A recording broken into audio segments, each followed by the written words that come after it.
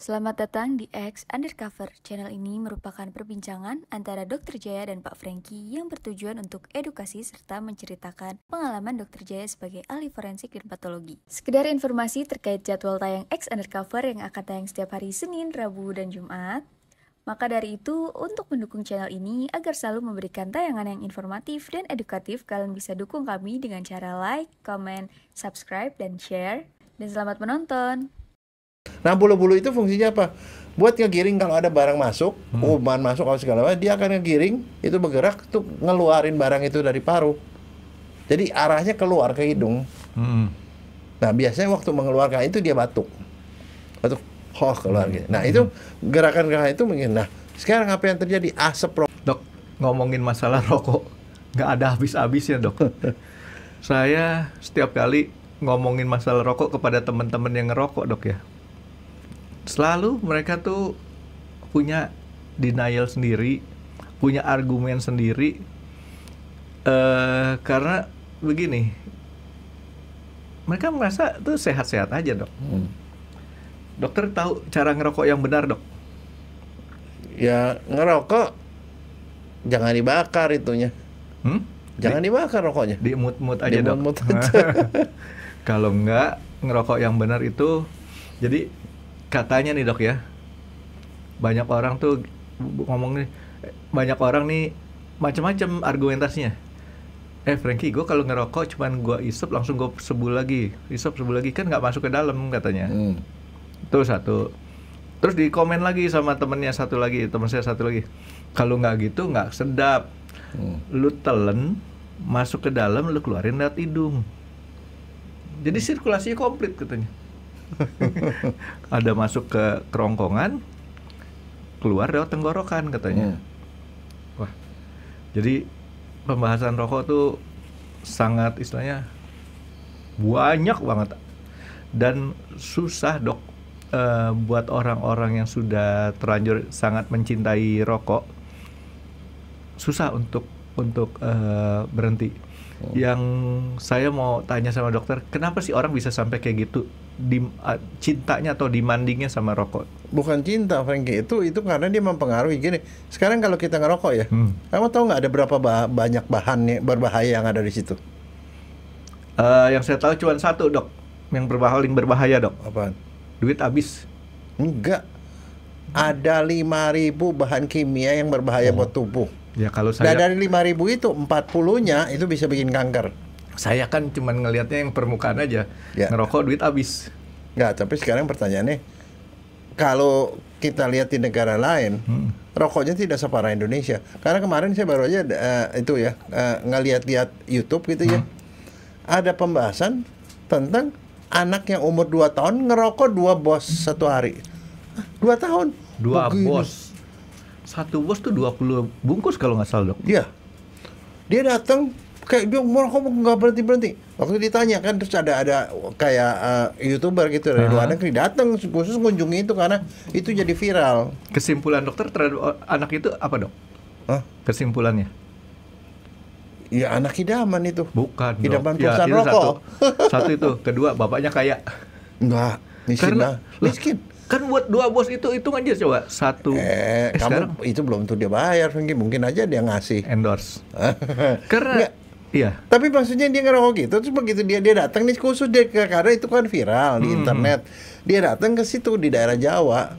Ditanya sama orang tuanya, "Kenapa begitu?" Soalnya anak itu dari sejak kecil dia mau itu. Dikasih dia diam, kalau nggak dikasih dia nangis. Dikasih dia bilang. Di luar negeri, Dok ya? Ya, di Jawa. Di Jawa? Ini orang Indonesia, anaknya gemuk gitu loh, 2 tahun, Franky. Ini nggak berhenti-berhenti, begitu. 2 tahun. Makanya dari luar negeri dia datang ke sini mau ngelihat bener nggak gitu loh jadi anak orang gitu. luar negeri datang ke Indonesia. Karena di seluruh dunia tuh tidak ada yang kayak gitu, cuma di Indonesia. Hebat kan? 2 tahun nih, Dok. Ya. 2 tahun tuh istilahnya baru bisa megang-megang barang tuh, Dok. Nah, dia udah begini. Habis nyambung lagi nggak berhenti. Jalan aja belum tentu udah lempeng nih dok. Hah? Jalan belum tentu udah lempeng. 2 tahun kan? Nggak, itu makanya didatengin sana. Tapi yang mengagetkan dia begitu sampai sini betul anak itu ada dan memang seperti itu, ditanya alasannya itu orang tuanya. Ya dikasih aja daripada anaknya nangis katanya. Terus ternyata setelah dia ngelihat situ, di situ semua anak-anak yang kecil-kecil itu juga balita tuh ngerokok, Franky.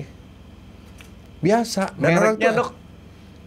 nggak, Nggak saya boleh dok ya? Nah kalau nggak boleh merek, tipenya deh dok. nggak tahu. Rokok putih Masalahnya apa rokok begini, kretek tuh? yang jelas nggak bukan rokok kretek Bukan lah, rokok Franky. Itu kretek. kalau di daerah Jawa itu di daerah ituan kok. Kalau kretek kan mahal. Nah itu dia makanya saya bilang tadi Nggak, orang tuanya nah. kaya dok.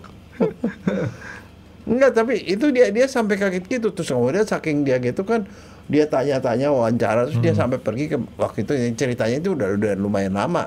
Pada waktu Menteri Kesehatannya Dokter Endang. Udah lama. Ya udah lama. Dia datang ke sana, dia tanya, "Ibu sebagai Menkes bagaimana? Karena di seluruh dunia," dia bilang, yang namanya ke rokok itu kematian di satu negara tuh bisa lebih dari separuh tuh karena rokok, Franky. Lebih dari separuh. Ya, karena rokok. Efek dari rokok tuh kemana-mana. Makanya dia bilang sebagai dokter kesehatan, ya saya tahu itu berbahaya, tapi saya mau apa gitu. Pokoknya kesannya seperti itulah. Ini ya rokok tuh aneh juga menurut saya dok ya. Ya tapi Dokter Jaya tahu nggak, rokok di Indonesia juga sebenarnya kan zaman dulu ya, saya karena saya bukan perokok jadi saya nggak tahu perkembangan merek rokok. Zaman dulu ada yang namanya Salem. Salem sama Dunhill dok. Itu Dunhill mah tuh- yang itu yang maksudnya yang Rokok yang, putih. ya, tapi kalau rokok yang di masyarakat mah bentul. Oh Ya, ya. dong, bentul, Ya. apalah pokoknya yang Ini yang bentul. saya mau ngomongin adalah katanya kalau Salem itu karena rokok buat cewek dok lebih sedikit untuk dia punya daya apa ediknya dok ya. Katanya nih dok, kalau Dunhill rokok buat cowok ya dua merek ini terus terang merek yang Enggak, tapi pertanyaannya begini. prestise ya. Pertanyaannya begini, benar nggak itu bikin ketagihan, Franky? Aduh, kayaknya sih iya dok. Soalnya saya ngeliatin kalau orang udah sekali ngerokok dan dia menikmati itu susah buat di stop. Begini, kalau orang ngerokok kan dibakar.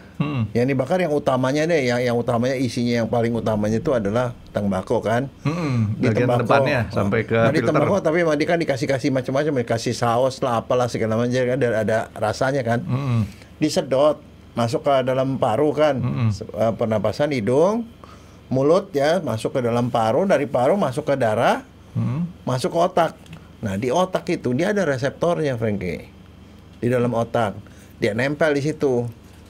Dan setelah nempel apa efeknya ke otak? Itu dia sebenarnya rahasianya di situ. Di otak itu menyebabkan keluarnya neurotransmitter namanya dopamin.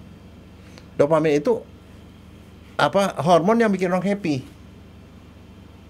Happy. Keluar lagi endorfin.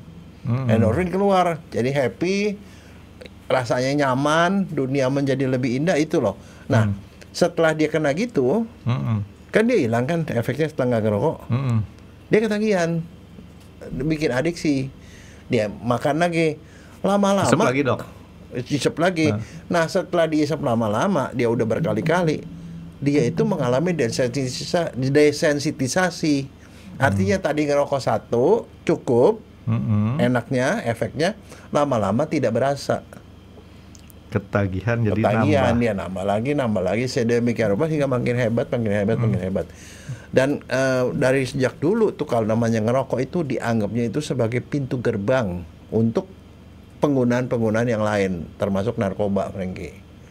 Makanya kalau di beberapa sekolah yang swasta yang ketat, mereka melarang sekali rokok, terutama di anak SD, SMP. Karena kenapa? Karena kalau itu dia nggak bisa berhenti, Franky. Terus makin itu. Saya mau sedikit nanya balik ke pernyataan Dokter J awal tuh. Rokok mempunyai ada berapa ribu dok bahan yang 5.000. 5.000. Ada yang tulis malah sampai 7.000. Bahan berbahaya. Bahan berbahaya. Dan Termasuk antara lain 40 yang bisa bikin kanker.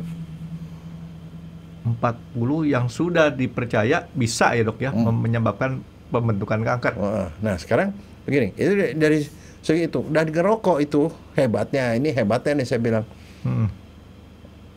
Tembakau dibuat dari sini, dilempar ke luar negeri, di luar negeri dibikin itu, balik ke sini berupa rokok harganya udah berlipat-lipat. Dan Bisa. hebatnya lagi di luar negeri itu, di tempat yang memproduksi itu lebih banyak dijualnya di negara berkembang seperti Indonesia. Nah itu kan sama kayak tas aja dok, tas merek juga kan begitu. Bahan semua dari tempat negara-negara biasa, ke Italia, ke Prancis, kasih label, bahkan dibuatnya di Cina, sampai sini mahalnya bukan main. Itu Nah, rokok iya. kan begitu juga. Iya sama situ. Jadi artinya kita memang dijadiin pasar untuk hal-hal yang negatif, karena ternyata itu rokok itu efeknya ke kesehatan tuh luar biasa besar, Frankie. Nah sekarang kita lihat nih efek-efeknya apa yang terjadi pada rokok. Dokter nanya saya, Oh, yang pertama ini dok ya, ada orang tuh punya prinsip lebih baik nggak makan daripada nggak ngerokok. ya. Karena mungkin menurut dia mungkin itu bisa bikin kenyang, atau itu suatu hal yang menjadi yang utama. Oke, satu. Yang kedua, image yang dibangun oleh iklan, Frankie. Nah, Ingat nggak waktu dulu Marlboro keren kan? Wah. Kenapa? Itu kan Rokok gagah, naik cowboy. kuda. Nah, cowboy. Habis itu bintang-bintang film terkenal kan dijadiin iklan rokok. Jadi dia bilang kalau mau gagah seperti ini. Jadi kesan gagah itulah yang kemudian dicari oleh anak-anak muda terutama yang ngerasa wah gue juga mau gagah seperti itu gitu loh. bahkan di Jogja ada nama jalan yang mirip kayak nama rokok itu dok. Ya, Malioboro. Malioboro. Jadi image yang mana saat remaja itu mencari identitas dia akan itu. Saya dulu pernah lakukan penelitian soal merokok di kalangan anak-anak SMP dan SMA. Kaget saya, ternyata angkanya tinggi sekali. Pada waktu itu tahun 83-an lah, 82, 83. 83 Itu saya udah baru tinggi lulus sekali SMA. kan. Tinggi sekali di kalangan anak-anak SMA dan SMP. Terus waktu itu saya tanya, mereka makan minumnya itu ngerokoknya di mana? Ya lari ke belakang. Belakang sekolah, di WC atau di belakang sekolah. Kayak begituan. Nah, tapi ada satu yang menarik lagi. Anak saya kan dua tuh disekolahin di Canisius. Di Canisius. Laki nih anak saya.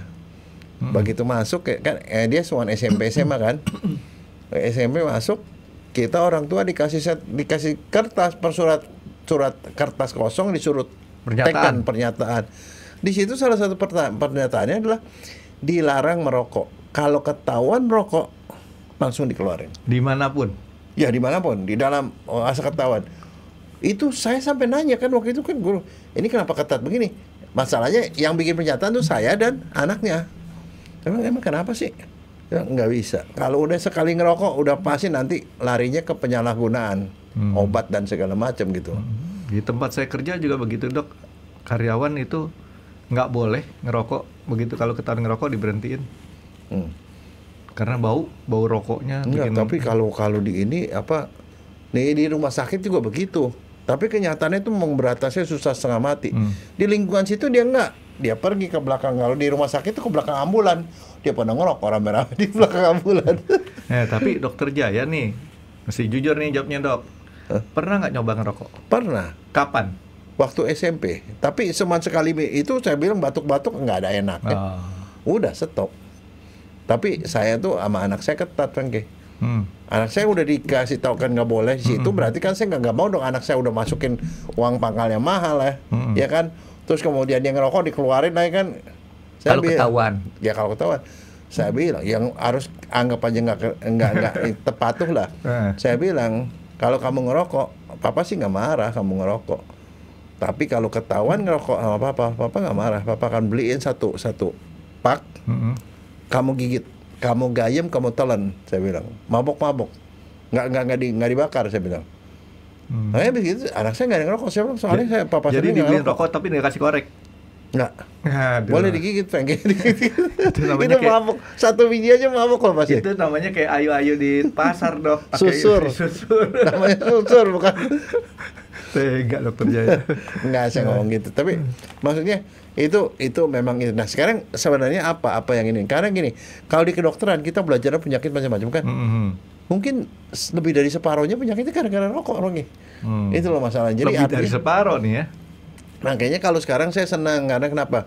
Walaupun nikotin tuh gagal dimasukin ke undang-undang, sebenarnya tadinya di awalnya waktu zaman Megawati itu ya, sebelum Megawati turun jadi presiden, itu sempat ada undang-undang. Sebenarnya di situ mau dimasukin tuh namanya tembakau itu adalah barang adiktif. Ya.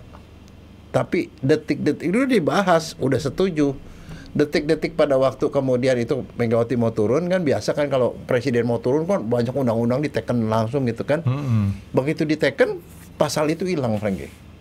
Pasalnya hilang. Kan setelah disetujui DPR kan dibawa ke presiden. Nah di perjalanan tuh hilang. Oh biasa kalau hilang-hilangan kayak gitu, Dok. Nah hilang pasal itu masalahnya. Dan pasal itu nih harganya pasti mahal, Frankie. Nah, berarti tahu kan cukai dari rokok itulah salah satu alasan barangkali waktu itu Menkesnya tuh bilang ya saya mau ngapain gitu maksudnya. Ya karena dianggapnya pemasukan negara dari situ tuh gede sekali. Padahal kalau dihitung-hitung sebenarnya antara kerugian akibat merokok dengan cukai yang didapat tuh nggak imbang, Frankie. Kerugiannya jauh lebih banyak. Ya, jadi mungkin nggak tahu nih Dok ya. Saya cuma berpikir gini, keuntungannya kan untuk negara satu nih Dok. Kalau kerugiannya kan sebar merata pada rakyat.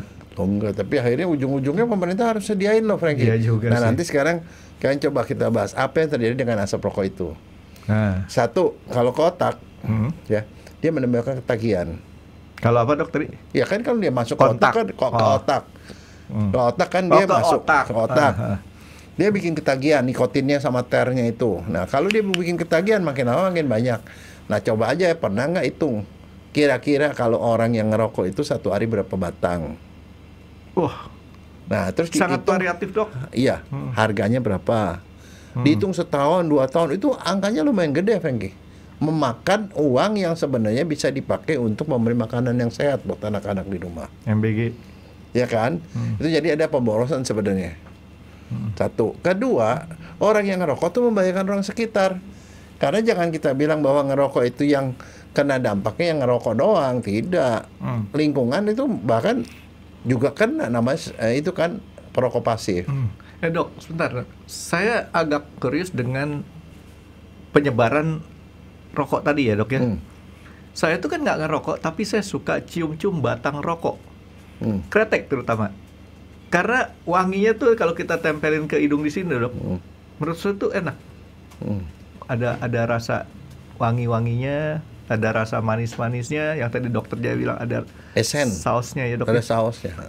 Itu sama nggak sama dengan kita mencium asap rokok? Enggak, beda. Karena pada waktu dia dibakar, pembakarannya itu lebih bahaya lagi. Jadi kalau yang saya cium-cium kayak gitu tuh cuman baunya. nggak ada masalah, itu sama juga gitu cium minyak wangi loh Dok ya. Aduh, boleh dah, terusin lagi. Nah, terus dia gini, sekarang apa yang terjadi? Nah, kalau di otak seperti itu, jadi dia mempengaruhi otak dan itu bikin ketagihan. Itu yang menerangkan kenapa orang susah berhenti. Udah berhenti kambuh lagi, berhenti kambuh lagi kan sering begitu kan. Nah, itu yang pertama. Nah, sekarang sebenarnya apa yang terjadi nih? Yang terutama kan kita masukin ke paru. Saya dulu pertama kali kaget tuh dengan rokok itu pada waktu saya otopsi pertama kali. Tahu nggak? Kamu pernah ke pasar? Pernah? Sering Pernah malah. lihat paru sapi sebelum jadi keripik? Parunya benar-benar paru sapi. Kalau yang itu saya jarang lihat. Warnanya kuning, Frankie. Kuning agak merah-merah sedikit. Ada Tapi ada kalau- urat-uratnya kali Dok ya? Tapi kalau dia perokok, Frankie, ini termasuk nih sapi perokok nih, sapi yang ada di Jakarta nih, ya, itu dia bercak-bercak hitam. Dia kebanyakan ngisepin orang nabun asap, nabun sampah tuh Dok. Nah, itu kan kalau pembakaran selalu pasti ada jelaga kan. Iya. Nah, jelaga masuk ke dalam paru. Itu dimakanin sama sel-sel kekebalan. Sel makrofag namanya. Dia makan itu lama-lama makrofagnya banyak. Isinya tuh mestinya kuman, dia makanin kuman segala macam. Ini yang dimakanin itu arang. Akibatnya dia pada hitam semua. Akibatnya sampai ke parunya pun kelihatan hitam. Mula-mula bercak sedikit. Lama-lama bercak banyak sampai sekali waktu saya otopsi saya lihat hitam sama sekali. Kayak arang lagi parunya. Getas juga nggak Dok? Enggak. Tetap kenyal, Ya. tapi dia warnanya udah berubah. Hitam. Tadinya mulai bercak-bercak sampai hitam banyak sekali. Dan waktu dipotong di mikroskop itu makrofagnya hitam semua, penuh dengan jelaga di dalam. Itu yang kalau kita ronsen jadi warnanya putih tuh Dok Ya. ya? Nah itu penyakit udah menimbulkan penyakit. Nah, kalau di kedokteran namanya pneumokoniosis. Ya artinya paru-parunya kebanyakan kemasukan karbon. Nah itu si profesor saya memang ketawa gini, Jaya katanya, kamu ngerokok aja, nanti paru-paru kamu kayak gitu katanya. Saya bilang, lah kalau paru-paru kayak begituan dibikin keripik juga kagak enak Franky. Tapi saya lagi ngitung-ngitung dok. Kita sama sapi kan badannya gedean dia. Ya parunya gedean dia dikit. Gedean dia dikit dok ya. Ya. Berapa banyak rokok yang dia isap tuh sapi ini? Itu ada orang yang pernah lakukan penelitian Franky. Jadi diembusin, jadi paru-paru tuh diembusin sama asap rokok. Setelah berapa lama dulu liatin, wah emang jadi hitam kayak gitu Franky. Nah itu satu. Yang kedua si profesor saya bilang gini, nih saya mau unjukin nih, profesor saya kebetulan ngerokok, tapi ngerokoknya pakai lintingan. Kalau lintingnya pakai kertas papir, tembakau dikasih pulung-pulung, dia ngerokok gitu. Kalau zaman papi saya itu kertas rokok papir, tembakaunya tuh vanilla dari Belanda, biasanya dibawa tuh. Dia ambil nih rokok itu yang filter. Dia ngerokok, udah gitu dibongkar filternya. Ini yang belum dibakar, ini yang udah dibakar. Tahu nggak yang udah dibakar itu? Itu coklat kental kayak pek, kayak kental penuh dengan si tembakaunya filternya. Oh. Jadi artinya setelah dibakar itu itu nikotin dan segala macam tuh masuk ke dalam filternya itu kan. Sebentar nih dok, saya coba mengertikan apa yang dokter Jaya tadi omongin. Ada 2 rokok. Yang pertama rokok yang tidak dibakar, terus satu lagi rokok yang sudah diisap sampai habis. Filternya sama-sama dibakar, itu hasil berbeda gitu. Bukan, filternya yang satu nggak dibakar dong. Satu nggak dibakar. Yang satu dibakar. Yang bersih itu nggak dibakar. Dibuka lah itunya filternya, kan filternya itu seperti serabut-serabut kecil gitu. Iya, kayak rockwool gitu dok. Isinya penuh dengan seperti kayak apa lengket gitu, seperti kayak apa ter lengket sekali, coklat gitu. Dia bilang nih kayak beginian. Nah sekarang kamu bayang nggak kalau kamu merokok kretek, kamu ngerokok satu rokok yang begini aja nih, yang nikotinnya nggak terlalu tinggi, bisa bikin seperti ini. Kalau nggak pakai filter, itu masuk ke paru kamu. Ngerti kan kenapa paru kamu jadi hitam? Dan kalau udah gitu nggak bisa dikeluarin. Ternya itu lengket di paru kita, lama-lama orang nggak bisa napas lah, karena paru kan dipakai buat pertukaran gas. Oksigennya masuk, CO2 keluar, kan itu kan tugasnya paru.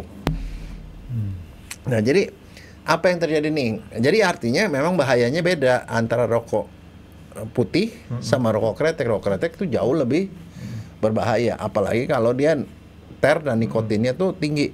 Kalau waktu saya sekolah di Jepang, orang ngerokok banyak, tapi rokoknya semuanya pakai rokok putih yang nggak boleh lebih dari 1 miligram nikotin dan 1 miligram ter. Kalau di kita yang namanya rokok kretek, bisa belasan Franky. Saya perhatikan gini dok, kita sebut dunia barat tuh ada 2 dok ya. Satu lagi kelompoknya Eropa, satu lagi kelompoknya Amerika dok ya. Kalau ya Australia itu kan bukan barat lah ya. Di Amerika orang lebih sedikit ngerokok, Amerika Serikat maksudnya, dibanding sama Eropa. Eropa tuh lebih banyak orang ngerokok. Nah, perilaku di situ aja udah beda. Dan di sini yang tadi Dokter Jaya bilang orang ngerokok tuh, rokok di sana kadar nikotinnya sudah dibatasin yang tadi Dokter Jaya sebutin, di bawah 1 miligram, 1 miligram lah rata-rata maksimal 1 miligram per batang. Kalau di Indonesia nggak ada batasan, makanya kalau orang Jepang ya dibawain rokok dari Indonesia senangnya setengah mati.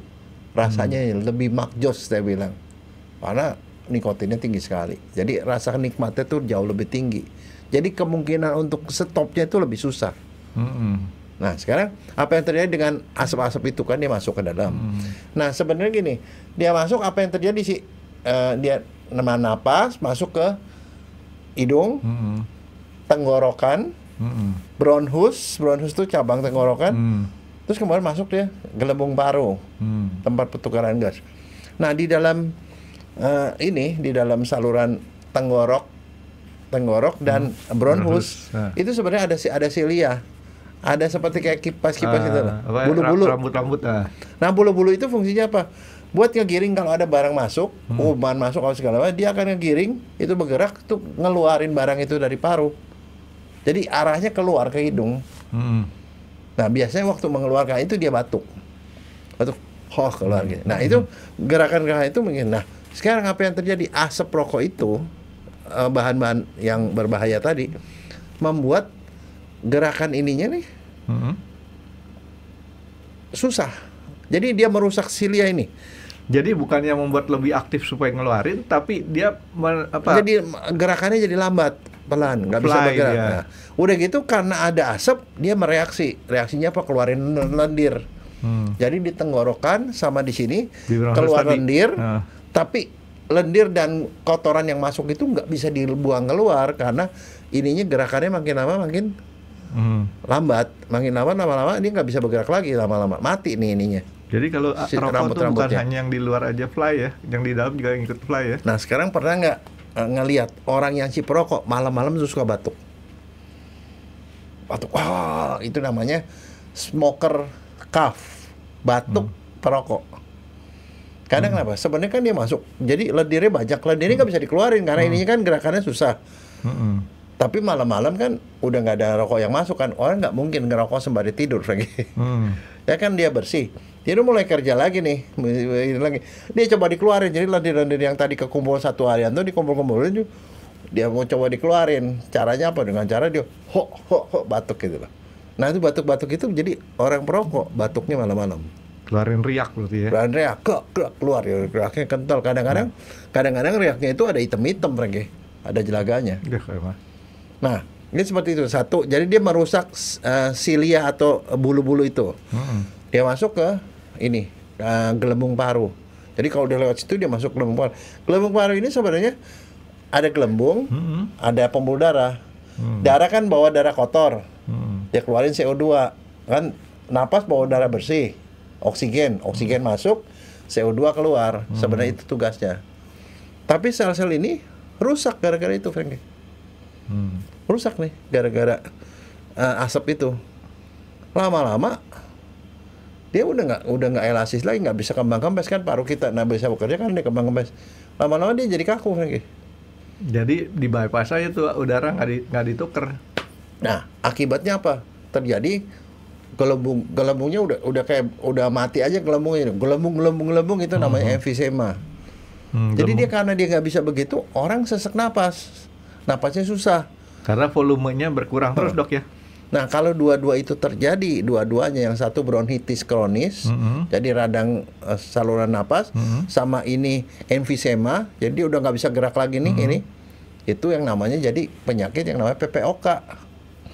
PPOK apa tuh, Dok? Penyakit paru obstruksi menahun, obstruksi kronis, atau PPOM. Penyakit paru obstruksi menahun. Jadi artinya gini, pernah tahu orang asma?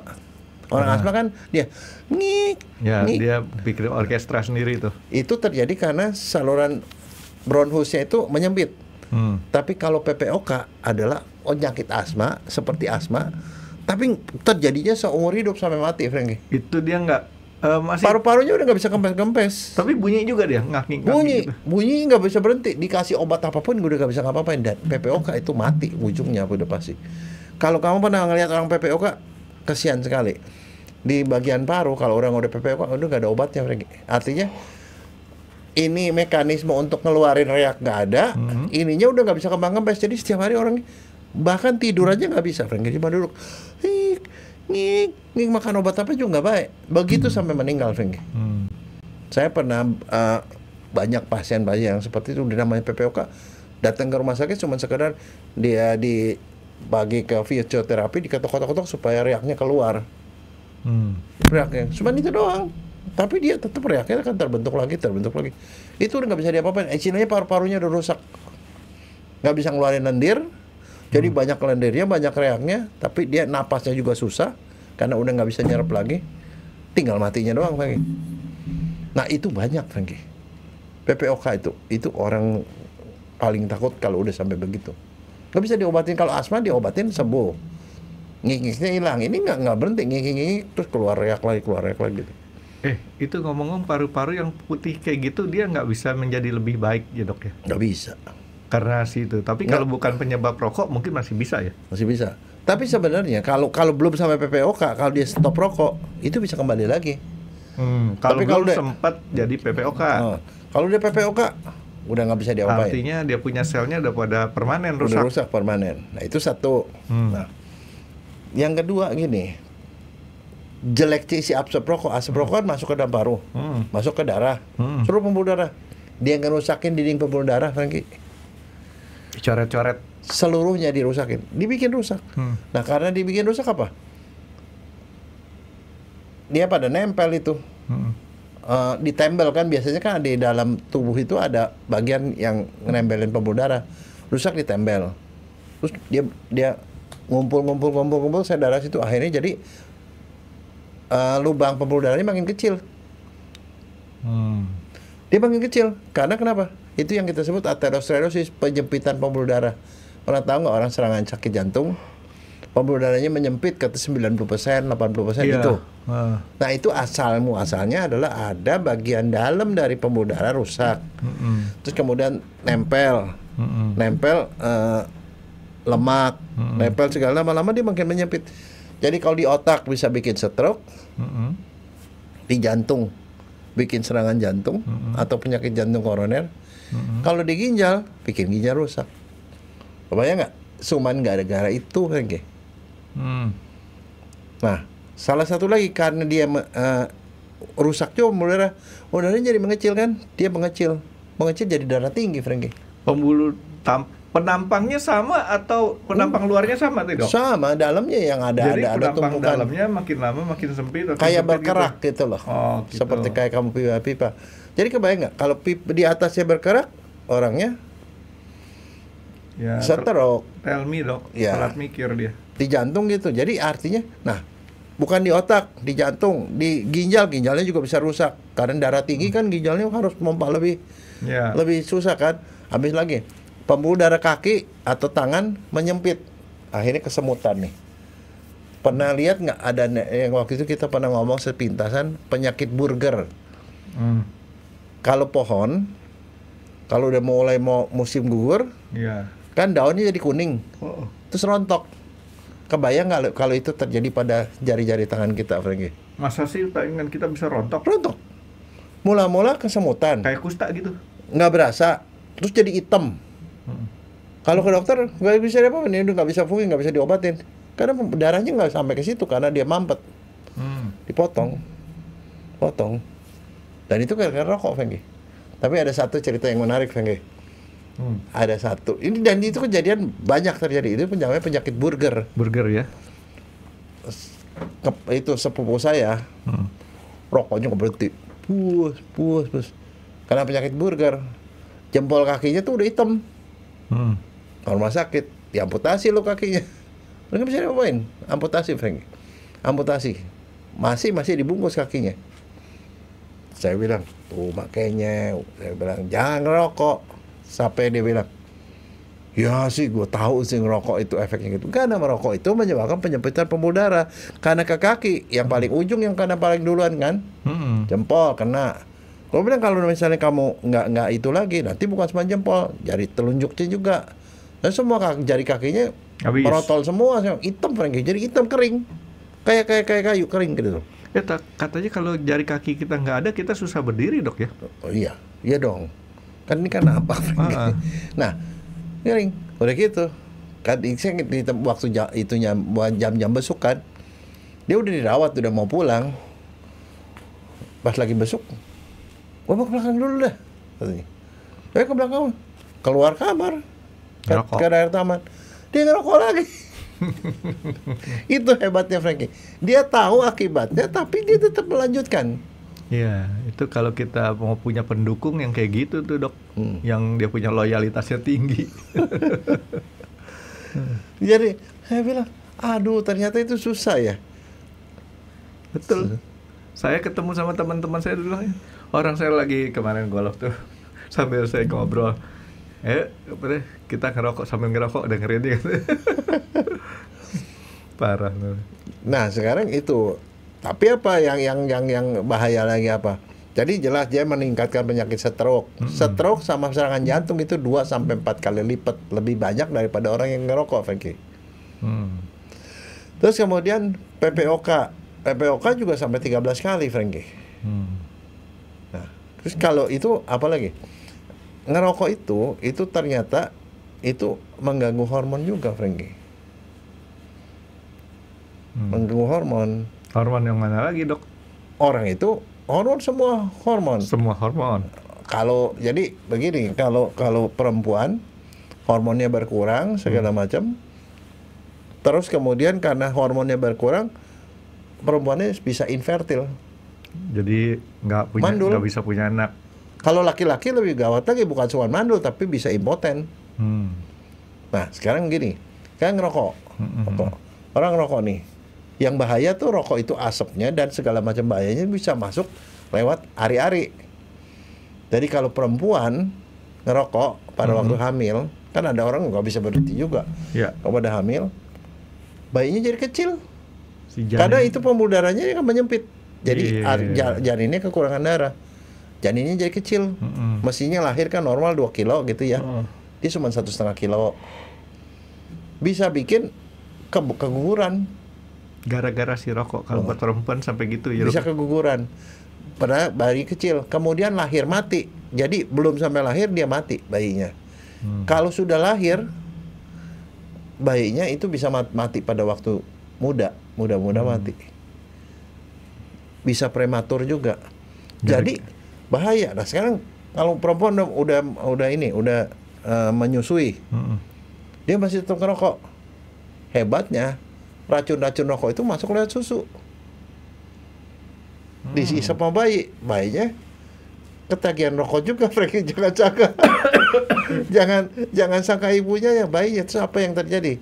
Bayinya tuh jadi nggak tenang, otaknya nggak tenang.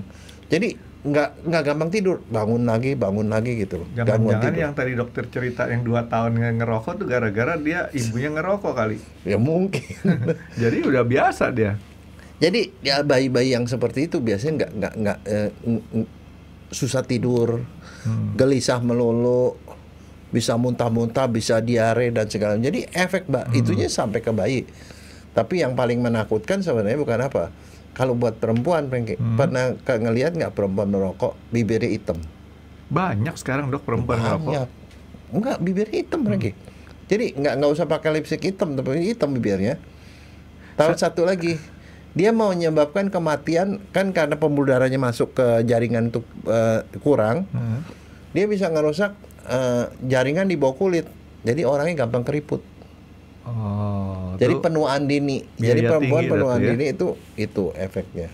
Saya perhatikan perempuan-perempuan yang di daerah tempat dingin, Dok, ya, relatif lebih banyak daripada yang di tempat panas. Kalau laki-laki sih di mana aja banyak gitu. Tapi kalau perempuan itu daerah puncak, pokoknya daerah dingin aja. Iya, karena mereka ngerasa itu bikin hangat gitu. Padahal sih nggak ada hubungannya. Lebih hangat kompor sebetulnya. Kalau kedinginan kan kamu ini deketan kompor kan. Lebih hangat daripada ngerokok. Itu repotnya kita mau suruh orang berhenti itu susah. Tapi saya mau nanya sama Dokter Jaya, ada nggak bahan-bahan lain yang bisa menghasilkan dopamin, Dok? Ada. Apaan? Banyak hal yang bisa bikin dopamin, tapi dopamin bukan dari bahan kimia. Kamu happy aja, kamu nyanyi-nyanyi, kamu itu dibikin. Maksud saya tadi kan orang tuh kan efek dari si rokoknya tuh kan gara-gara dia mengeluarkan dopamin tuh, Dok. Substitusinya harusnya dengan yang kayak tadi. Nggak, sebenarnya itu bahan yang namanya itu adiktif, itu yang nggak bahaya. Tapi bukan cuma itu, Frankie, ada lagi. Dia ngerusak pembuluh darah bagian dalam kan. Nah, kita punya dari jantung itu ada pembuluh darah besar. Dari jantung dia nggak ke atas ke sini, terus ke kaki 2, yang ke tangan 2 cabang. Nah, yang di bagian dalam perut itu kabel besarnya itu namanya aorta. Pembuluh darah aorta, batang nadi namanya. Gedenya segini lah kira-kira, Frankie. Diameter sekitar 1,5 sampai 2 cm. Gede itu, panjang. Hampir 1 inch lah ya kalau ukuran pipa ya. Tahu nggak? Itu dia ngerusak itu juga bagian dalam. Jadi dia jadi lemah, lembek. Nah itu bisa kebelah 2 dindingnya. Ini kebelah 2. Jadi si dinding aorta itu, pembuluh darah itu, dia membesar. one day Mm-mm. kalau karena satu dan lain hal dia tensinya naik, itu bisa pecah deh Frankie. Pecah, kamu tahu kan, kayak seperti kayak kabel utama, kamu punya saluran air utama itu pecah, buas, langsung meninggal Frankie. Ya, selesai Itu dok. namanya aneurisma aorta. Aortanya, pembuluh darah situ, batang nadinya jadi membesar karena dinding kepecah dua. Jadi ada darah masuk ke tengahnya, tiba-tiba buak. Kalau orang udah ketahuan yang gitu, itu seperti punya bom waktu, seperti kamu punya balon ada matanya. Kapan waktu begitu keluar, dus, selesai. Langsung berdarah di dalam perut itu, berdarah bisa 2 liter, 3 liter keluar. Habis lah ya. Langsung. Itu satu penyakit yang ditakuti. Dulu gitu orang nggak tahu apa sebab, tapi itu salah satu penyebabnya adalah rokok. Nah, tapi ada satu yang juga bahaya. Tadi kan saya bilang, merokok itu menghasilkan juga 40 bahan yang bisa bikin kanker. Iya. Nah, jadi dia itu akan merusak. Kan kita punya sel itu berkembang, 1 jadi 2 jadi 3, kan ada sel-sel mati kan, mati sel dibuang, diganti sel baru. Kan kalau satu sel mati diganti satu sel kan. Iya. Nah, dia tuh asapnya itu dan bahan-bahan yang karsinogenik itu yang bisa bikin kanker itu mengubah DNA-nya. Orang normal kalau sel ketemu sel udah dia stop, nggak numbuh.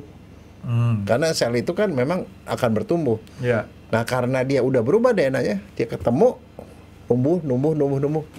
Jadi Itu yang- kanker. Iya.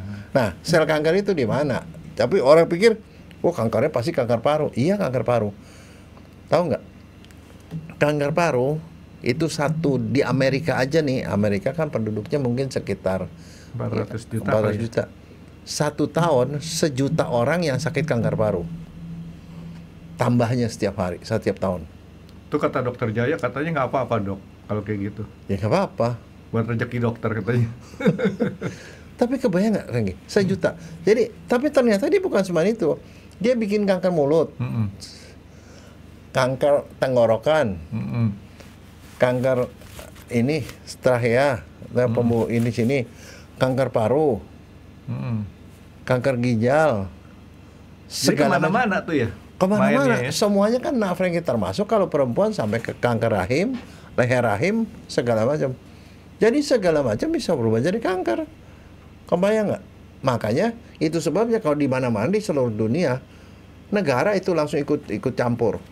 Nggak boleh orang ngerokok harus di tempat yang ini, di tempat yang memang hanya boleh untuk perokok. Perokok sesama perokok silakanlah.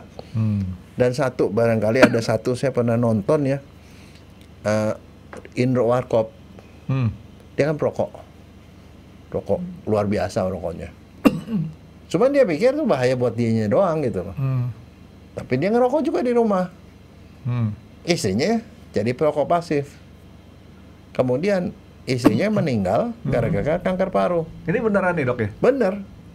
Terus waktu diwawancara dia bilang, di antara apa yang saya kerjakan seumur hidup, saya paling nyesel satu hal, saya ngerokok dan saya bikin istri saya meninggal gara-gara kanker paru. Bukan saya yang kena, mesti saya yang kena, dia bilang. Jadi begitu, Frankie. Nah, apalagi kalau hormonnya kan kurang segala macam. Nah, salah satu efeknya adalah tulangnya jadi keropos. Sehingga kalau perempuan yang ngerokok atau perokok pasif itu kalau jatuh gampang patah, Frankie. Kalau patah tulangnya susah sembuhnya. Kan perempuan katanya memang lebih cepat habis ya Iya, kalsiumnya ya. Karena kenapa? Perempuan itu melahirkan. Waktu dia hamil, kalsiumnya tuh diambil sama anak untuk pembentukan tulang. Ditambah lagi kalau ngerokok, makin kurang lagi. Maka kalau dia jatuh, dia rentan terhadap patah tulang. Makanya kalau misalnya orang tua yang harus dijaga tuh perempuan. Karena perempuan kalau jatuh gampang patah. Apalagi kalau dia perokok, lebih gampang lagi patah. Jadi kalau saya sih ya ngelihat ya, sebenarnya yang namanya merokok itu tidak ada baik-baiknya. Tapi yang jadi masalah adalah di rumah sakit ada banyak klinik berhenti merokok. Bagaimana sih caranya supaya orang berhenti merokok? Efek dari asapnya itu bahaya. Nikotinnya itu yang bikin ketagihan kan. Jadi biasanya di klinik berhenti merokok, ada klinik namanya klinik berhenti merokok. Itu dia dikasih pengganti nikotin, tapi untuk menggantikan asap. Nikotin masuk supaya untuk dia menetralisir ke itunya apa ketagihannya. Jadi dikasih patch nikotin ditempel, keluar nikotin. Ada yang nikotin ini bentuknya seperti tablet Eversense, tablet yang bubu gitu lah. Tablet begituan. Ada juga yang berupa tablet, ada yang berupa permen, whatever. Tapi sama itu isinya nikotin, dia masuk ke darah, dia itu. Tapi efek dari asapnya itu enggak. Jadi artinya ya banyak berkurang lah itu. Tapi nikotin sebenarnya itu zat berbahaya nggak sih, Dok? Sangat berbahaya. Kenapa masih dikasih nikotin lagi masuk? Ya karena dia nggak bisa, Nggak bisa stop. Nggak bisa stop. Nah itu dikasih. Pelan-pelan dikurangin, kurangin sampai habis. Orang prinsip juga kalau orang ketagihan narkoba juga begitu, Franky. Bukannya di stop, kalau di stop jadi sakau. Dia tetap dikasih dengan pengganti yang tidak bikin ketagihan. Dosisnya dikurangin dikit gitu loh. Nah masalahnya orang kalau namanya perokok, dia udah berhenti. Itu semua fungsi-fungsi yang ada kelainan tuh bisa balik kembali, Franky. Tetap lebih baik berhenti daripada nggak berhenti. Tapi kalau sudah sampai ke ujung, sudah pembuluh darahnya sudah perkapuran, stroke, jantung, PPOK, ya udah nggak bisa diapa-apain gitu loh. Kalau udah kanker ya udah kanker. Tapi kalau sebelum sampai ke situ dia masih bisa balik. Jadi artinya kalau yang kan banyak orang bilang saya ngerokok cuma buat pergaulan doang nih. Itu mungkin istilahnya ya untuk sampai ke PPOK tuh jangka waktunya lebih lama lah, Dok ya. Ya tergantung temennya. Kalau dia temennya supply terus, nih salah satu nih ya, saya nih terus terang nih, papa saya tuh emang perokok, tapi yang suppliernya anaknya, kakak saya yang paling besar, dia kerjanya di perusahaan rokok. Bagus tuh, Dok. Dikasih loh satu pack yang besar, bapaknya dikasih. Wah udah ngepul lah. Ya sih memang ada banyak tempat, Dok ya yang ngerokoknya tuh bukan main. Contoh ya, saya kan ya waktu dulu kan seneng ke tempat biliar. Tapi yang namanya tempat biliar itu buset deh, asap rokoknya bukan main. Akhirnya saya beli deh meja biliar taruh di rumah. Nah itu kan sama juga ke restoran. Sekarang kalau restoran smoking not smoking, pergi yang smoking. Nggak ada orang yang ngerokok juga udah baunya tuh sama aja, Franky. Baunya tuh nggak gampang hilang loh. Dan kalau kita naik Grab atau Gokar gitu, kalau udah pernah ada orang ngerokok, kecium lah baunya, Franky. Iya. Kita nggak ngerokok, cium bau, dan itu nggak hilang. Bau kendaraan tuh, Dok. Makanya saya kalau naik taksi tuh selalu milih merek tertentu karena di situ kan nggak boleh ngerokok. Tapi sebenarnya nih, kalau orang mau berhenti rokok ya, yang paling manjur sebenarnya istri. Kenapa? Kalau istrinya nggak ngelarang, dia stop, Franky.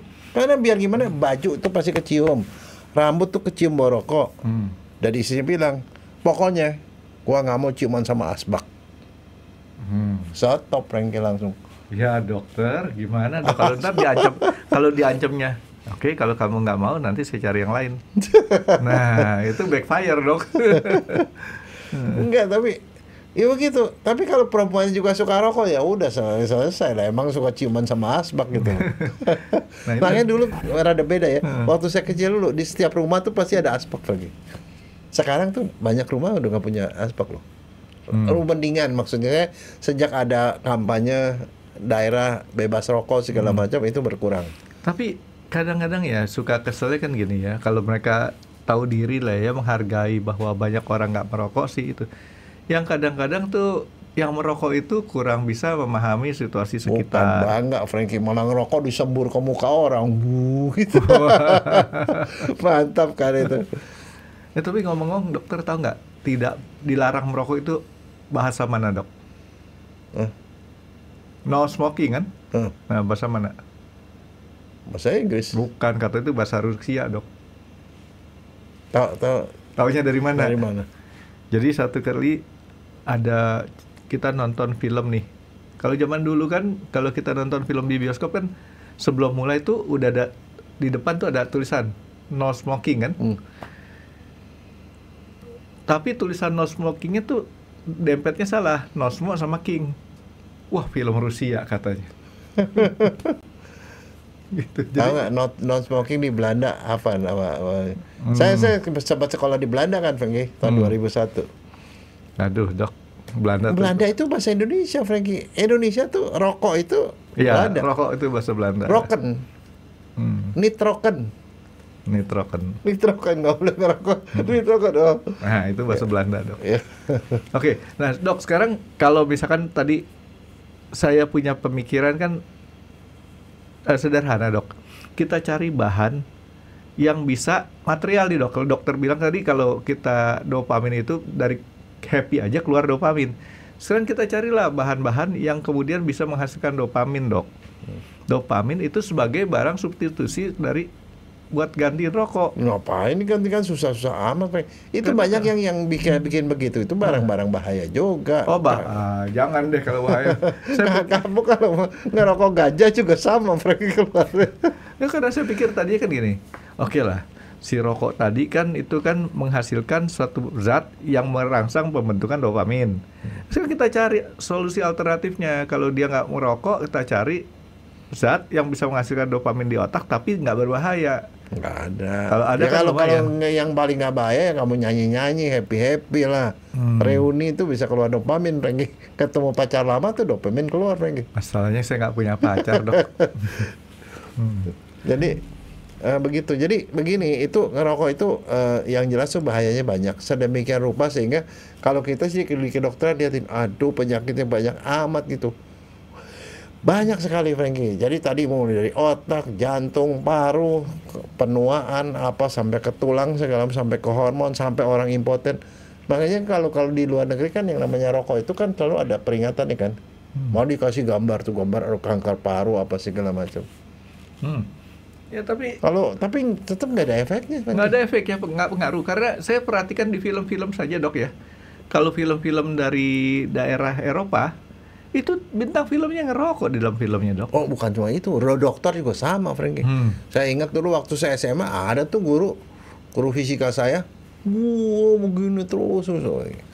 Dokter juga ada yang begitu, dokter, gitu. Kalau saya SMP ada guru bahasa Indonesia saya tuh, dok, rokoknya kuat. Kayak gitu, rokok terus nyambung. Padahal sudah ada yang neliti katanya satu batang rokok ngurangin 11 menit umur kita, Frankie. Ya, penelitian itu mungkin benar, dok. Tapi Itu statistik aja. Tapi problemnya kita nggak tahu umur kita berapa banyak. Jadi artinya gini, saya berbicara terbaliknya, dok ya. Jika seseorang dia merokok, misalkan ya 1 juta batang rokok, berarti kan 1 juta kali 11 juta menit umur kita kan, dok ya. Berapa tahun tuh, dok? Taruhlah berapa tahun. Ternyata orang tersebut meninggal di umur 60. Ya. Artinya apa, dok? Artinya sebenarnya dia punya umur tuh lebih panjang lagi. Ya kan? Karena kita nggak bisa tahu umur kita berapa. Ya kadang-kadang ini saya membela kepentingan perokok nih, dok. Di keluarga saya sendiri ada yang pernah divonis gara-gara sakit paru-paru gara-gara rokok. Tapi itu ternyata bisa sembuh, dok. Ya saat itu mungkin karena kepasrahannya sama Tuhan ya, jadi sembuh gitu. Nah sementara di keluarga saya yang ngerokok lagi, yang satunya lagi mendinainya tuh apa?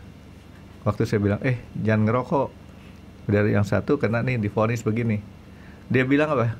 Itu kan sialnya dia aja. Enggak, satu lagi gini, orang bilangnya ngerokok bikin kanker paru. Itu tuh dia tuh sampai umur 80 ngerokok nggak kanker paru. Apa tuh? Ini anggapnya rokok itu seperti tetesan air, Frankie. Air apa nih, dok? Air hujan? Air hujan di itulah di goa lah. Ini ada batu nih, batu koral, ketetesan.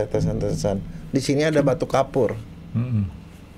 Ketetesan. Yang batu kapur tuh sebentar bolong lagi. Yang ini enggak. Badan kita itu seperti itu. Tergantung daya tahan kita. Nah, iya. Jadi kalau kamu punya gen untuk kena kanker paru, kena rokok jadi. Nah dia karena gitu, karena dia nggak punya gen itu. Gitu loh. Jadi jangan dipatokin ke orang lain. Jangan dianggap sama semua ya. Iya. Tapi sekali lagi nih, dok, saya mau tanya, orang bilang, nggak apa-apa kak, kok gue sekarang abis ngerokok gue minum kopi. Nah itu dia. Itu salah satu yang dianut sama kakak saya. Ya kan semua orang rokok tuh kadang-kadang dia punya pembela diriannya gitu. Nggak, kakak saya itu rokoknya kenceng, Kopinya juga kenceng. kopinya kenceng. Kenapa lo ngopi? Dia nggak pernah minum air, minumnya kopi. Kopi. Air kopi. Ya. Saya bilang kenapa? Netralisir rokok. Jadi dia dengan santainya dia ngerokok terus, kopi terus. Masih sehat kan dok? 10 tahun lebih muda dari saya udah meninggal. Oh. Enggak, dia 55 meninggal, Franky. Gara-gara? Ya itu. Gara-gara Karena stroke. rokok. Stroke. Bukan Stroke itu gara-gara rokok kan dok? Ya itu tadi kan saya bilang, stroke salah satunya penyebabnya utamanya rokok. Ada sih orang yang Serangan jantung sebabnya rokok. efek rokok yang paling dahsyat tuh ngerokok, ngerembet kena korden, kebakar, mati saat itu juga. Jadi si rokok itu makan waktunya cukup lama kan dok? Nggak tergantung kamu punya Kayak daya tahan. tadi kan? Tergantung jumlah rokoknya yang kamu makan. Punya gennya apa enggak kan dok ya? Punya gen, tergantung yang kamu makan rokok apa, rokok filter apa rokok yang rokok kretek. Nikotinnya berapa, ternya berapa, itu loh. Kalau kamu makan rokok lisong atau rokok itu ya pasti lebih lagi gitu loh. Nah, Jadi nggak bisa dipatokin dari situ. saya coba lagi dok menjadi pengacaranya, pembelanya orang ngerokok. Kalau anak yang sudah sejak kecil umur 2 tahun tadi merokok dok, apakah dia tidak bisa organ-organnya tuh beradaptasi? Bisa, kalau dia berhenti merokok dalam waktu sekian, silianya tuh membaik. Ada yang begini, yang kerusakan pada bagian dalam pembuluh darah membaik. Jadi tensinya bisa membaik normal. Yang sel yang mudah berubah kan selnya dimakanin sama kekebalan ya bisa hilang. Bisa selama dia nggak sampai end state bagian Terus akhir. dia ngerokok lagi. Dia balik lagi. Oh, tadi si otak saya berpikir gini. Sekarang dia ngerokok dengan taraf misalkan sampai cilianya kurang efektif. Sekarang dia berhenti ngerokok. Nah, di sini udah timbul kekebalan nih. Enggak, soalnya kan gini, silia yang udah mati ini kan lama-lama rontok kan di dalam badan kita tuh ada namanya regenerasi. Oh, jadi yang itu mah udah masuk ke kuburan. Ya kecuali PPOK kan bilang itunya udah rusak nih, brown husnya rusak. Ininya rusak, emang udah nggak bisa kembang kempes mau diapain? Ya ampun. Jadi makanya gini, tapi salah satu bahayanya gini, orang udah berhenti rokok, dia udah sepakat nih, pokoknya gua harus berhenti rokok begini. Itu susah, Franky. Makanya mereka punya komunitas, biasanya komunitas berhenti merokok, ke klinik berhenti rokok, karena di situ kan dia disemangatin lah. Tapi kalau dia kembali lagi ke lingkungan yang merokok lagi, dia akan kambuh lagi. Bukan maunya dia. Orang rokok, alah lu rokok, lu berhenti. Oh inilah dikasih gitu. Ya kadang-kadang itu dimodalin loh. Iya dimodalin, dikasih sama orang yang balik lagi. Jadi itu susahnya gitu. Jadi kalau balik ke lingkungan gitu ya akan balik lagi. Tapi misalnya contoh kalau kamu pergi ke kerja di satu kantor yang semuanya pada merokok, mau nggak mau kamu nggak ngerokok pun kamu ngisap rokok. Nggak sih kalau saya mah dok. Enggak, ngisap asapnya mereka. Oh iya. Nah, iya, kecuali kalau tempat itunya dipisah. Dan makanya that's why itu kalau saya bilang di tempat umum harus gitu, dan mestinya sih kalau menurut saya itu harus ada kebijakan dari pemerintah seperti kemarin yang sekarang ini kan bilang daerah berhenti merokok, jadi bebas rokok di daerah rumah sakit, di daerah fasilitas umum segala macam, itu bagus. Tetapi kan itu belum sepenuhnya hilang, karena kalau kita mesen Gokar atau Grab banyak lebih dari separuh mobilnya bau rokok kan nggak boleh sebenarnya itu. Nggak, itu juga sama kan kalau kita pergi ke hotel. Iya. Oh yang bawa rokok ya bawa rokok. Kalau saya bawa rokok saya pindah. Iya ada Ganti. bagian lantai yang bebas rokok. Nah, itu kan artinya itu belum merata. Tapi kalau pemerintah udah membatasi rokok harus minimal nggak maksimal 1 miligram misalnya, akan berlaku itu. Nah. Tapi mungkin orang jadi nggak ketagihan rokoknya, Fengki. Di Indonesia sih yang baru melaksanakan, setahu saya nih dok ya, baru Jakarta tuh yang ada daerah bebas rokok. Kalau saya keluar kota pas lagi misalkan tugas saya kan akap ke daerah kota-kota lain, itu masih daerah-daerah itu nggak ada daerah bebas akap. Semua tempat artinya bisa merokok. Ya. Nah, kalau misalkan dibatasin 1 miligram kayak tadi dok, kenapa dokter bilang dia nggak ketagihan? Enggak ketagihan, tetapi Tetap tidak ketagihan. separah kalau misalnya dia kadarnya tinggi. Kan dia lama-lama desensitisasi, makin lama perlu. Kalau dia udah kebiasaan 10 miligram, 10 lama-lama 10, 12, 13, tapi kalau dari 1 ke 10 kan lama, Frank. Jadi tetap efeknya ke badan tuh nggak separah kalau dia nggak ada batas. Nah, itu pernah ada penelitian nggak dok? Rokok putih artinya rokok filter ya dok ya? Dengan rokok kretek berapa kali lipat lebih ininya? Tergantung nikotinnya, Frank. Nikotin sama ternya. Makanya tergantung dari itu. Dan satu lagi ya, kalau rokok putih jangan salah loh. Kadang-kadang itu bukan tembakau, Frank. Kertas yang direndam sama air tembakau, itu yang ditaruh di situ, itu yang kebakar itu loh. Jadi bukan daun bako, bukan daun karbon bako. aja tuh dok ya? Iya. Lebih aman nggak? Ya lebih aman lah, lebih sedikit lah. Tapi gayanya masih kena lah ya, masih dapat ya. Makanya Gaya kalau rokok. saya sih lebih setuju kayak zaman dulu waktu kita kecil tuh. Ada permen rokok lagi. Buat keren, buat foto kan begini bagus kan. Bentuknya sama, cuma kecil. Saya ngerokok ya, waktu saya tuh, ini pengalaman saya dok ya, SD sama kakak saya lagi, ngumpet-ngumpet di garasi rumah. Wah, tapi batuk, pakai rokok kaung. Rokok kaung dokter tahu kan? Tahu. Yang dari Daun itu daun jagung. Jagung. Nggak ada asik-asiknya tuh. Cuman tapi gaya gitu kan. Tapi ketahuan juga sama orang tua karena baunya kan yang mana-mana tuh. Terus SMP sama teman-teman sekolah. Teman-teman sekolah dia kasih ke samping sekolahan, tetap nggak suka karena saya nggak ngerasa enak ya. Saya lebih enak tuh kalau cuman ngisep-ngisep. Tapi buat gitu ya. beberapa anak ya yang mau kerja ngerasa dia supaya diterima sama temennya, dia ngerokok itu kadang-kadang bukan soal enak, supaya ngerasa satu komunitas gitu loh. Kalau saya kalau nggak enak ya percuma, nggak masuk ke otak saya buat saya terima. Kamu nggak ngerasa jadi koboi memang ngerokok? Nggak ngerasa jadi koboi? Kan keren gitu, wah gagah gitu sih ya, kayak Ya. dulu mah yang namanya orang-orang top tuh bintang film ya promosiin begituan kan. Sekarang nggak ada, Frank, nggak ada yang Dokter berani. ingat siapa bintang filmnya jadi itu? Yang bintang film iklan rokok. Gak tau. Tapi kayaknya kalau Charles Bronson bukan ikan rokok ya? Rokok, dia rokok juga. Random. Iklan itu yang paling ketop ya kan? Oke, jadi istilahnya menurut dokter ini pengaruh rokok nih perlu di stop oleh pemerintah. Iya dong, kalau Bukan sama kita. nggak bisa, karena ujung-ujung kalau dijadiin alasan bahwa cukainya lebih besar. Tapi kalau menurut saya sih seperti perusahaan rokok juga mereka sudah menyadari, Frankie. Perusahaan rokok sekarang tuh tidak sebanyak zaman dulu, lebih sedikit. Dan udah gitu mereka karena udah tahu ini lama-lama kayaknya nanti bakalan makin susah, mereka mulai diversifikasi bisnisnya, jadi buka bisnis yang lain gitu. Karena itu udah nggak bisa dijadiin patokan lagi untuk beberapa tahun ke depan barangkali. Tapi menurut saya bertahap lah dok, kesian dok teman-teman yang ngerokok. Saya setuju dengan ide Dokter Jaya mengurangi kadar nikotinnya dari yang unlimited atau bebas menjadi maksimum 1 miligram. Paling nggak kan orang masih bisa megang rokok. Dulu ya waktu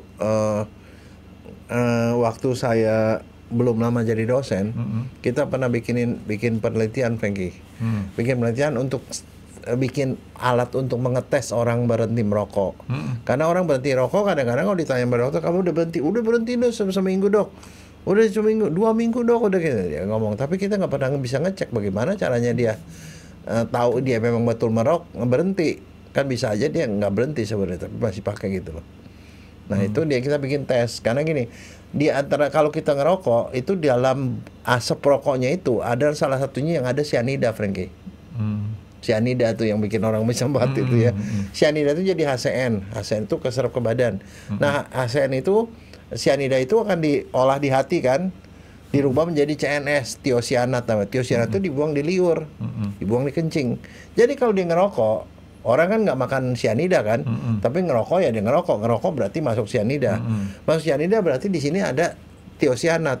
Nah, saya bikin strip test waktu itu bersama beberapa mahasiswa saya, bikin tes. Jadi bahan kimianya itu yang buat ngetesnya itu kita bikin, kita racik, kita taruh di satu kertas gitu loh. Kertasnya kita kasih strip test begini. Jadi kayak plastik itu di atasnya ditaruh kertas itu. Jadi orang yang ngerokok kita tempelin sama itu. Kalau dia merokok ada tiosianat, warnanya berubah jadi ungu. Jadi ketahuan. Itu dipakai buat apa? Buat nangkep siswa-siswa yang ngerokok. Mahal nggak tuh alat tesnya, Dok? Enggak, pada waktu itu kan kita cuma buat dalam penelitian. Pada waktu itu sebenarnya itu namanya kotinin test ya. Kotinin test.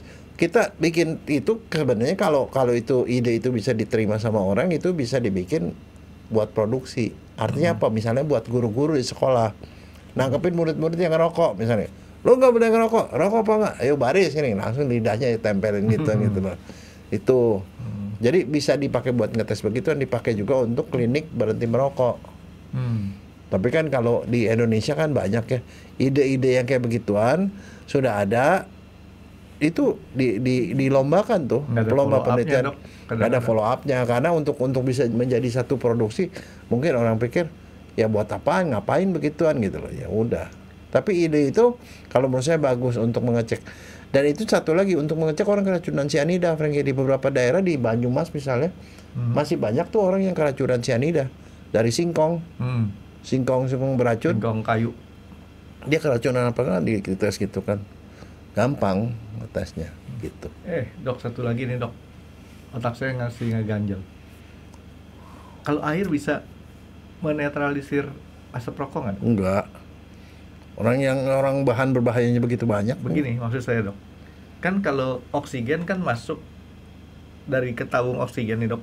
Tabung oksigen kan lewatin satu yang nggak gelembung-gelembung gitu, Dok. Ya, air, pakai air kan tuh. Baru masuk ke sini. Kan kalau kita balik, kita ngisep di situ, kita ngisep biasa kayak gini nih. Itunya ujungnya di sana bukannya oksigen tapi rokok. Bisa nggak tuh? Buat apaan? Ya supaya bisa diserap sama si air tadi. Mana ada dia nggak nyerap? Enggak lah. Bisa ya? Enggak. Saya pikir kalau pakai begitu kan lumayan ya. Emang kamu sangka tuh orang oksigen itu kenapa dimasukin ke air gitu?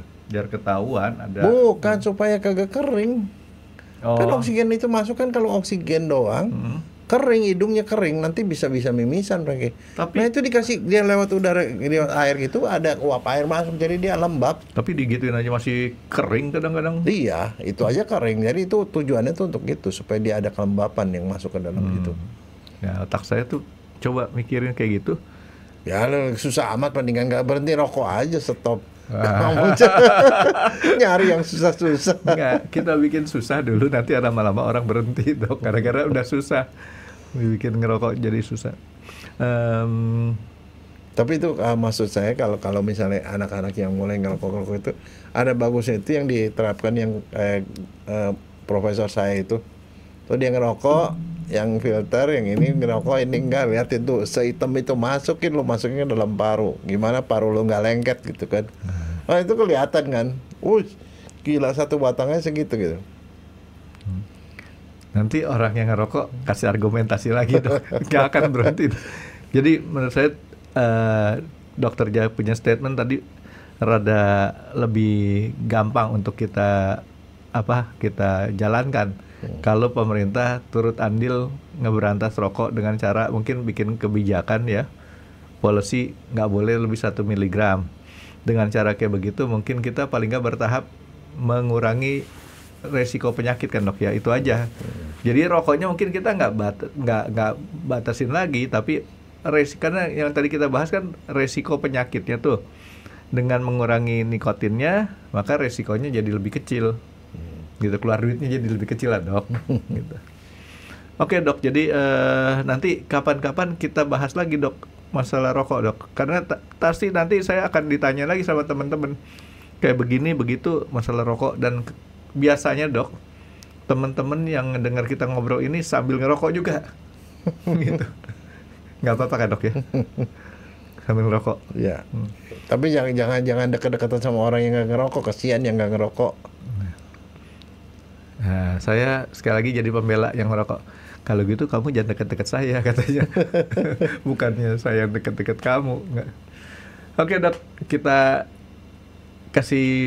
punya piaraan istirahat dulu dok. Ya. Terima kasih sudah menonton X Undercover. Jangan lupa like, comment, dan subscribe. Dan ditunggu ya video-video kami selanjutnya. Nah, buat kalian, jika ada pertanyaan untuk Dr. Jaya, boleh banget komen di bawah. See you guys!